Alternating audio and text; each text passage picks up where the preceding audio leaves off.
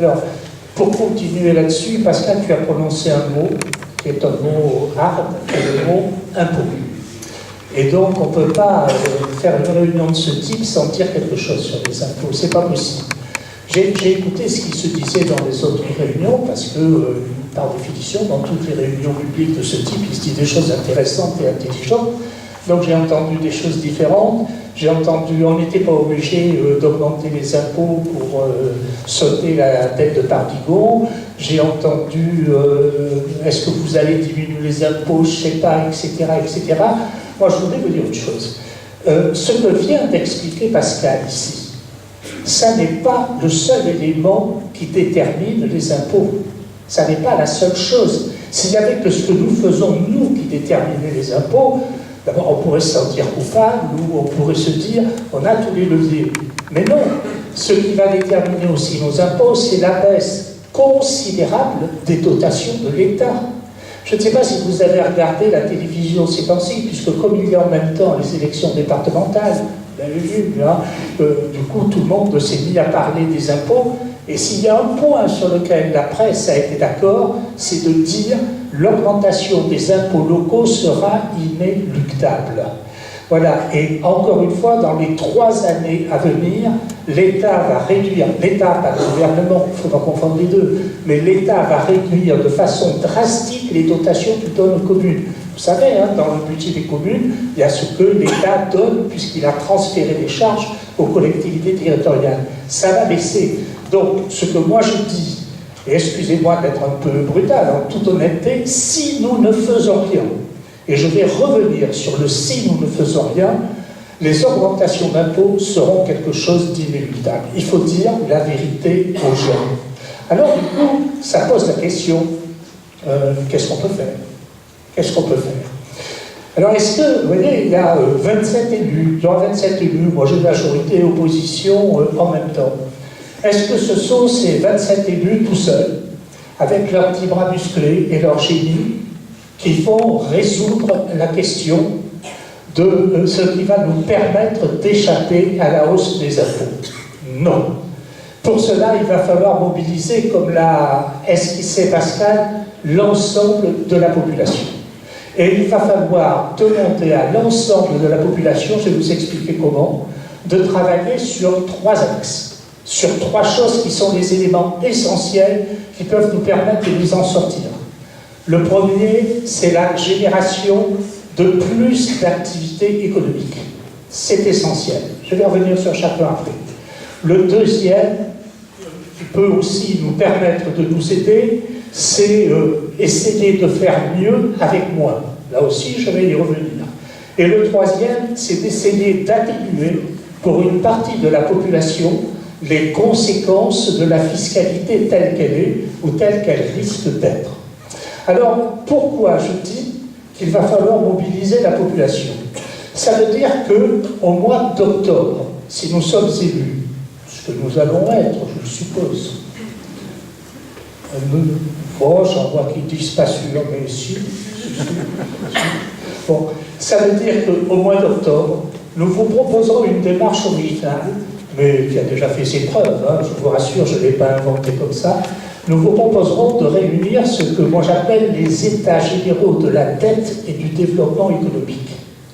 Ça veut dire que, avec une préparation extrêmement sérieuse, c'est pour ça que je dis octobre, nous demanderons à tous ceux dans la population qui sont volontaires pour travailler sur ces thèmes de venir et de sortir toutes les idées qui peuvent sortir sur les 3 axes dont je viens de parler. Vous voyez, je vous les répète. Et vous allez voir que des idées, il peut y en avoir partout. Le premier axe dont j'ai parlé, c'est essayer de générer davantage d'activités économiques. Bon, des idées, il y en a. L'autre jour, je me trouvais à Grimaud. J'avais été invité par des gens à Grimaud pour faire une petite conférence, etc. Et je me suis intéressé sur ce que faisaient ces gens. Ces gens, ils s'appellent les cercles des partenaires du Golfe. Ah bon? Je dis, tiens, j'avais jamais entendu parler. Qui c'était? C'était des gens de toutes activités. Il y avait des commerçants, il y avait des artisans, mais il y avait des avocats, il y avait des comptables, il y avait des gens qui pouvaient avoir toute activité et qui travaillaient sur l'ensemble du Golfe. Et quel était le principe de leur cercle des partenaires? C'était de dire, voilà, on réunit toutes les cartes de visite de ceux qui font partie de ce cercle, et chaque fois que vous avez un client qui vient, parce que, par exemple, vous êtes maçon, et vous faites des travaux de maçonnerie quelque part, ah, mais vous voyez bien qu'il peut avoir un problème légal, oui, mais dans les partenaires, il y a un avocat, etc. Donc vous pouvez faire allez, comme on dit, quand on est poli, de la vente croisée, comme on dit, quand on est poli, c'est-à-dire essayer de multiplier l'activité. Donc ça, c'est une idée. Je ne vous dis pas que c'est ce que nous allons faire, mais il se trouve que c'est un Alsacien, j'ai appris ça, d'ailleurs, je ne connaissais pas, qui est arrivé là et qui a suggéré cette idée. Et quand j'y étais l'autre jour, la fois, il y avait déjà 40 personnes dans son association qui étaient en train de travailler ensemble pour essayer de se générer du business mutuel, etc., etc. Des idées de ce type, je suis sûr que tous vous en avez.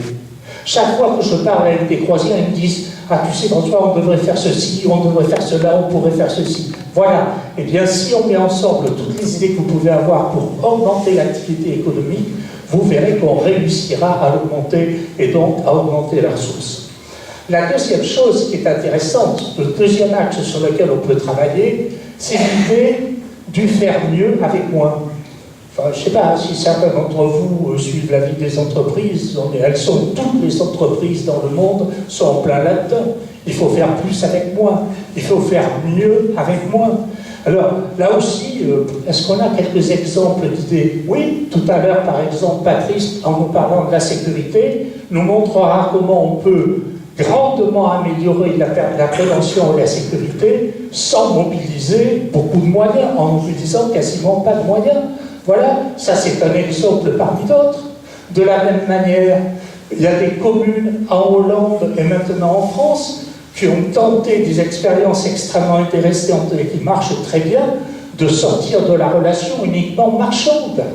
Par exemple, quand vous avez du manque de personnel pour faire le service dans les écoles, ce qui arrive, eh bien, au lieu d'embaucher du personnel supplémentaire ou des intérimaires ou tout ce que vous voulez, eh bien, vous pouvez très bien échanger des heures de présence de parents à l'école contre un certain nombre de repas des enfants. On peut sortir d'une relation qui soit une relation strictement monétaire, ce qui permet finalement, à nouveau, eh bien, de créer de la ressource, ce qui permet de garder un très bon service sans que ce service coûte beaucoup plus cher. Et le troisième axe sur lequel on pourrait travailler, j'ai dit tout à l'heure, réfléchir aussi comment on pourrait faire pour que certaines catégories de la population puissent éventuellement moins souffrir de la situation économique, ou même toute la population qui peut être intéressée. Je vais vous prendre toujours comme exemple une petite commune de la région parisienne, oui, presque, pas tout à fait. Ceux qui en viennent, cette commune s'appelle Villabé. Et Villabé, c'est une commune qui se retrouve aux confins de l'Essonne. Je crois qu'il y a des Parisiens dans la salle, qui se retrouvent aux confins de l'Essonne, juste à la frontière de la Seine-et-Marne, à peu près, on peut dire ça comme ça, hein, voilà, à peu près. Ils ont trouvé un truc, eux, ils ont augmenté les impôts, et ils les ont augmentés fortement. Et comme ils ont vu que ça a impacté la population de façon dure, ils se sont dit, mais qu'est-ce qu'on peut faire pour réduire cet impact? Eh bien, la mairie, à la suggestion de la population, c'est la population qui l'a suggéré, a décidé de lancer un appel d'offres pour trouver une mutuelle à laquelle tous les habitants de la commune qui le souhaitent peuvent adhérer. En moyenne, ça a réduit le coût des mutuelles pour les habitants de 40%. Donc, vous voyez, j'ai cité ces exemples d'idées. Eh bien, ça veut dire que si nous sommes capables de faire ce que je viens de dire, de mobiliser la population volontaire pour le faire, et il faut se bouger. Il faut se bouger. Moi, je vous le dis, dans la situation actuelle, il ne faut pas rester sous la couette en attendant que ça passe, parce que ça ne passera pas, ou ça passera difficilement, si donc on arrive à mobiliser la population pour trouver toutes ces idées, à mettre ces idées en ordre. Je vous garantis que l'on pourra faire de l'innovation à la Croix-Valmer, qui ne sera pas forcément de l'innovation technologique, mais qui sera de l'innovation sociale. D'ailleurs, je voudrais, même quelquefois mes colistiers me le reprochent, mais enfin je vais prendre un exemple dans ma vie professionnelle.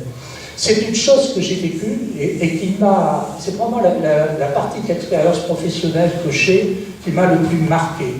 Lorsque Air France s'est trouvé en faillite, puisqu'Air France s'est trouvé en faillite, le président de l'époque, qui s'appelait Christian Blanc, a fait un diagnostic pour comprendre pourquoi la société est en faillite. Mais très bien, ce que vient de faire Pascal. Pascal fait un diagnostic, il dit voilà, les chiffres, c'est cela.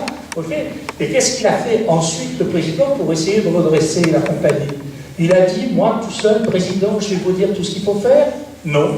Il s'est tourné vers les salariés, il a organisé un grand débat dans la compagnie Air France, et c'est tous les salariés qui, petit à petit, ont sorti, l'une après l'autre, toutes les idées qui permettaient de changer les choses, qui permettaient de faire des économies, qui permettaient d'améliorer le service, etc., etc.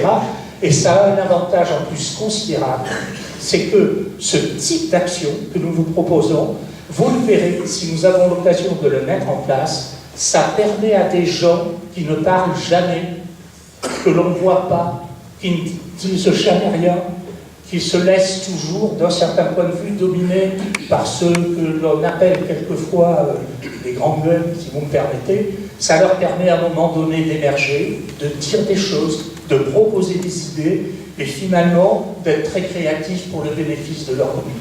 Donc, vous voyez, par rapport à cette question, qui est la question de la dette et des impôts, ce que moi je suis en train d'essayer de vous dire, c'est que personne ne s'en sortira tout seul, et personne ne s'en sortira avec la simple intelligence des élus. C'est l'ensemble de la population qui doit se mobiliser sur ce sujet-là. D'ailleurs, je voudrais vous dire une chose, pour conclure ce petit point. Vous voyez, j'entends tout le monde dire, et je suis le premier à le dire, j'aime ce village.